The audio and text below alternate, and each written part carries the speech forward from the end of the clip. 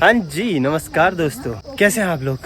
सब लोग मस्त होंगे आई होप। और जैसा कि फिर से व्लॉग की शुरुआत हो गई है और दोपहर के 12 बजे करीब व्लॉग की शुरुआत हो रही है। तो रेडी हो गया हूँ मैं भागवत में जाने के लिए। तो लास्ट 2 दिन से दिखा रहा हूँ आप लोगों को, तो मैंने कहा चल जा ही रहे हैं, तो आज फिर स्टार्ट करते हैं व्लॉग। तो थोड़ी देर में निकलने वाला हूँ मैं पाली गाँव की ओर। और कड़क वाली धूप है दोस्तों, आज बहुत ही तगड़ी धूप लगी हुई है, लेकिन जैकेट पहन के तो जाना ही पड़ेगा, शाम को आते टाइम ठंड लगेगी। तो इस वजह से बाकी अभी मेरे बाल सब बिखरे पड़े हैं, तो बाल बनाते हैं अभी और थोड़ी देर में निकलते हैं। मैंने कहा आज इनके साथ से व्लॉग स्टार्ट करता हूँ। काफ़ी दिन हो गए काइनू को मैंने दिखाया नहीं है व्लॉग में। नेहा तो चलो दिखना ही नहीं चाहती है व्लॉग में, काइनू को दिखा देता हूँ। काइनू नमस्कार करो सबको, प्रणाम दोस्तों।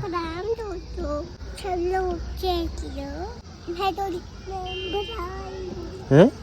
आज तो पीनू ब्लैक बनाया यार, ब्लैक पहन के हैं है ना। आजकल पीनू का क्या चल रहा है फिर? कुछ चल रहा है क्या आजकल? कहाँ जाना है आपको बताओ तो? कहीं जाना है कह रही है। पोखरी? पाली पोखरी जाना है क्या तेरे को भी? मैंने कहा ना डैडा वहाँ जा रहे हैं, तो मुझे पोखरी जाना है। अच्छा, पोखरी ले जाऊंगा आपको एक दिन, ठीक है? हाँ, आज आप सो जाओ, अभी आपके सोने का टाइम हो रहा है, मैं निकलता हूँ। ओके ठीक है, बाय गाइनो, लव यू। तो दोस्तों चलिए निकलते हैं। पहले सामान रखता हूँ, मैंने सामान भी नहीं रखा है, फिर निकलते हैं सीधे पारी की ओर।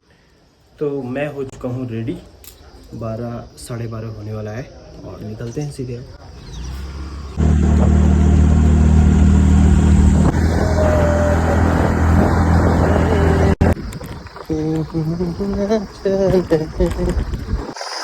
ये देखो भाई, ऐसे स्कूटी चलाते हुए किसी को देखा आपने? ये हुई अपने राहुल की हरकतें, ये देखो।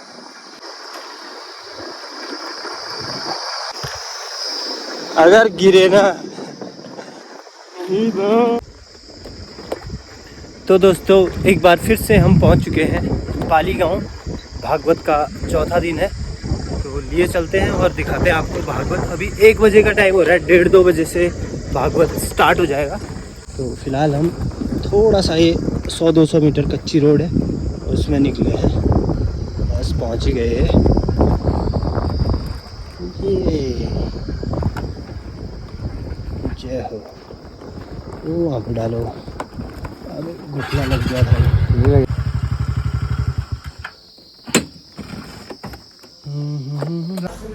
तो दोस्तों यहाँ कथा की तैयारियाँ चल रही हैं, थोड़ी देर में लोग आ जाएंगे। हमने भी अपना स्टैंड वगैरह सब लगा लिया है और थोड़ी देर में व्यास जी बैठेंगे, कथा स्टार्ट हो जाएगी और हम लोग भी अपना ये काम में स्टार्ट हो जाते हैं थोड़ी देर में। सर्वदा अस्माकं सन्निधिं कुर्यात्। प्रथम गुरुजिको वंदना, द्वितीय मनाम गणेश, तृतीय प्रणाम श्री शारदा, सोकंठ करो पुरी, कात्यायनी महामाये, भवानी भुवनेश्वरी, संसार के हरे।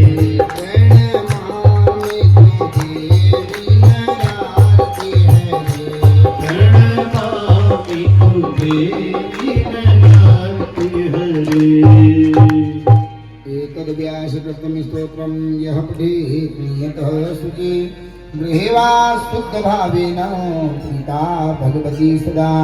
चिकित्सकम, मेरे द्वारा दशे हुए की कोई चिकित्सा कर ही नहीं सकता। कश्यप कहता है तेरा क्या, तेरे कितने जहरीले सर्पों का मैंने जो है विष निकाल दिया है, तो मेरे सामने साधारण है। अब तक्षक कहे मैं बड़ा हूँ, मेरे पास ऐसा विष है। अभी तो राजा ने तक्षकी कहा, ब्राह्मण के बाले, नहीं तो अनंत कह देता, वासुकी कह देता, कोई दूसरा नाम कह देगा, मेरा ही नाम क्यों लिया? क्योंकि मेरे द्वारा दशा हुआ कभी भी जीवित नहीं होता। और कश्यप कहते हैं मेरे द्वारा मंत्र पढ़ने पर कैसा मरा हुआ भी जीवित हो जाता है, सर्प का जो विष है वो निकल जाता है। तो दोनों में शर्त लगी, क्या शर्त लगी? एक सामने बड़ा हरा भरा बरगद का पेड़ था। तक्षक कहता है मैं अभी एक दस करके इस हरे वृक्ष को जला करके भस्म कर सकता हूँ। कश्यप कहते हैं मैं तू जला करके भस्म कर, मैं अपने तपोबल के द्वारा उसको पुनः हरा बना सकता हूँ। दोनों पर शर्त लगी कि कौन बड़ा है। तक्षक ने एक डंड से मारा, सारा बरगद का पेड़ जल गया और कुछ ही क्षणों में जल करके राख हो गया। कश्यप ऋषि ने देखा, अच्छा इतना बड़ा प्रभाव है, जब वृक्ष पर ही तेरा इतना प्रभाव है तो आदमी का रहता होगा, लेकिन अब मेरा मंत्र भी देख, मंत्र में क्या बल है। मैं सदाचारी ब्राह्मण हूँ, त्रिकाल संध्या करता हूँ, शुद्ध भाव से भोजन करता हूँ, सत्य धर्म पर चलता हूँ, मेरे मंत्र का बल तो देख। तो हाथ में लिया जल और मंत्र पड़ा और जैसे ही उस वृक्ष पर डाला और राख पर, वो पुनः वृक्ष बन गया, हरा बना। ओ तक्षक शरण में आ गया, महाराज मैं तो घमंड था कि मेरे समान जो है विष को काटने वाला कोई, वहां पर पहुंचना तो बड़ा मुश्किल है। थोड़ा और किनारे गया, अपने सर्पों से कहा तुम भी साधु बनो मेरे साथ, मैं भी साधु बनता हूँ। तो कैसे हुआ, वहां गए और कहा देखो हम तपोवन से आए हुए हैं, हमको राजा से मिलना है। मैंने कहा महाराज राजा से कोई नहीं मिल सकता, तुम कल आइए, क्योंकि यह लास्ट दिन है, राजा को श्राप था और आज उसके कर जाते हैं। तो तुमको तो भय है कि तुम्हारे पिता की ही दुर्गति है। तुम्हारे पिता के साथ साथ 21 पीढ़ी तक के पितरों का उद्धार करने वाली देवी श्रीमद देवी भागवत की कथा मैं तुमको सुनाऊंगा। सुदुखितास्ते दृश्यन्ते भुवि भारत भारते नाराधिता महामाया जनेश्च सदाम्बिका। हे जन्मेजय राजा, मनुष्य चाहे बुद्धिमान हो, बलवान हो, पदवान हो, जब तक वह महामाया भगवती के चरणों में नहीं जाता, भगवती का स्मरण नहीं करता, तब तक उसको सुख नहीं मिलता है जीवन में। तपस्विनो ज्ञान परा यशस्विनो मनस्विनो मंत्रविदः सुमंगलाः क्षेमं न विन्दन्ति विना यदर्पणम्। जब तक मनुष्य भगवती के चरणों में जाकर के कि मैं माँ तुम्हारा हूँ, ऐसा जब तक नहीं कहता है, भगवती के चरणों में नहीं जाता, उनकी पूजा नहीं करता, उनकी प्रतिमा स्थापित नहीं करता है, तब तक वह तपस्वी हो, चाहे कितना भी बड़ा तपस्वी हो, यशस्वी हो, चाहे संसार में उसका कितना भी बड़ा यश हो, दान परा कितना भी बड़ा दानी हो, मंत्र विदः मंत्रों को जानने वाला हो, सुमंगलाः सबका मंगल करने वाला हो, लेकिन जब तक वह अपने को मैया के चरणों में सिर नहीं झुकाता, क्षेमं न विन्दन्ति, तब तक उसका कभी भी कल्याण हो ही नहीं सकता है। इसलिए तुम क्या करो, तुम्हारे कुल का उद्धार करने के लिए मैं देवी भागवत की कथा करूंगा। तो पहले विधि पूर्वक एक अम्बा के मंदिर बनाओ। सजी तेरी चुनरी चंदा तारे, सजी तेरी चुनरी ऐसी बिंदिया है, ऐसी बिंदिया है, ऐसी बिंदिया है, ऐसी बिंदिया है तेरी चमकदार, मिया रानी बनना हटे, ऐसी बिंदिया मिया रानी बनना हटे। मन न हटे मैया, मन न हटे, मन न हटे मैया, मन न हटे। कितना अद्भुत है, ओ कितना अद्भुत है तेरा श्रृंगार, ओ मैया रानी मन न हटे। कितना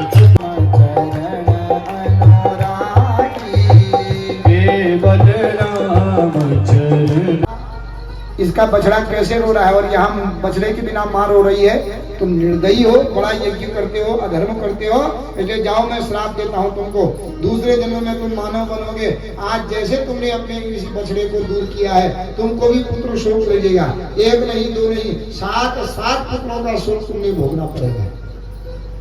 तो वरुण देवता रोते रोते ब्रह्मा जी के पास गए। ब्रह्मा जी ने कश्यप को बुलाया, एक कार्य है तुझे, पहले मांग के ले जाते हो फिर देते नहीं। और उस बछड़े की क्या गति हो गई, वो बछड़ा मर गया, बेचारा दूध ही पीता था, 7 दिन में माँ के बिना मर गया। तो बछड़े को आज मृत्यु हो गई, तुमने अपने स्वाद के लिए उस बछड़े को मार दिया है। जाओ मैं भी तुमको श्राप देता हूँ, पहले गाय वापस करो और तुमको मानव लोक में जा करके पुनः संतान के शोक को भोगना पड़ेगा। मैया तुम आगम निगम बखानी,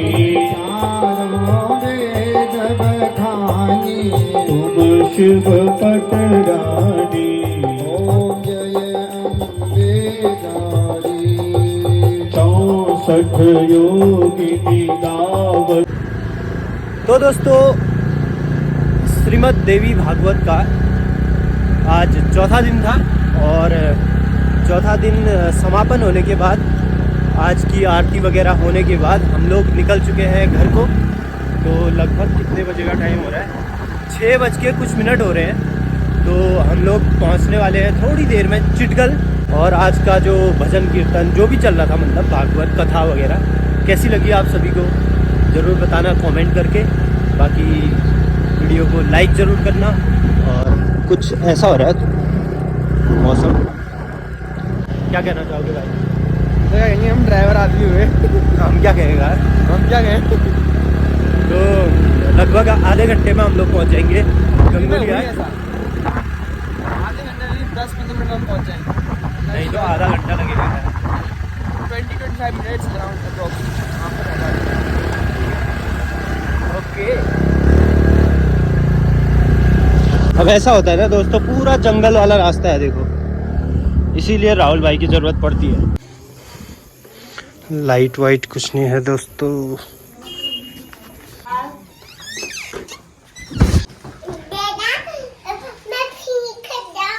क्या फिनिश कर रहे हो? दाल। अरे वाह, वेरी गुड। क्या कर रही थी आप? मैं तो कुछ नहीं कर रहा था।